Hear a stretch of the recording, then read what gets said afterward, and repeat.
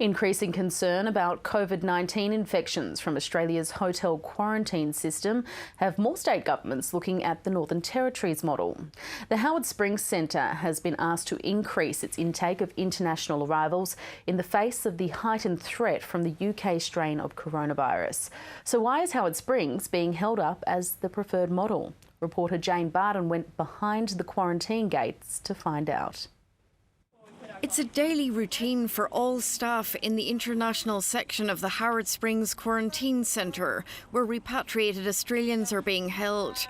So every single day, all of us, clinicians and on-ground support, meet in the morning and the afternoons and have regular training. Proper use of PPE is a key feature of the centre's rigid infection control regime. Movement between areas is also strictly controlled. When they go in, they actually do a photograph of themselves prior to entry. That's recorded so the entire site can see A, who's entered, and B, what they were wearing. There's also careful training in how to safely test the international arrivals, about 3% of whom have the virus, to make sure staff don't carry it out of the centre home, their biggest personal fear.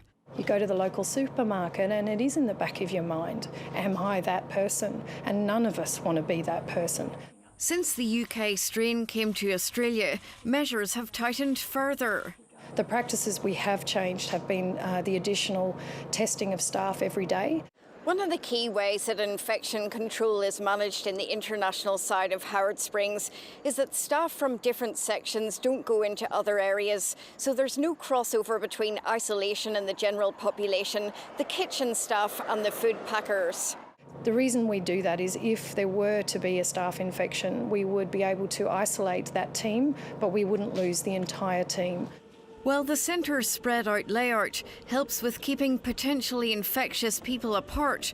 Working outside in Darwin's heat increases fatigue risks, particularly for staff who've recently moved north.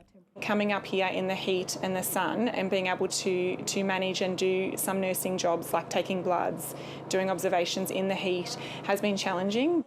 Close attention is also paid to the catering challenge of providing 600 sets of 3 square meals a day safely. Once we've packed all this, we go on site and then we get a swab test done at 4:30, all 20 plus staff members, and then we come back to get the hot food from the kitchen. It's a set of systems all the staff here hope will withstand a constantly evolving threat. Jane Barden, ABC News.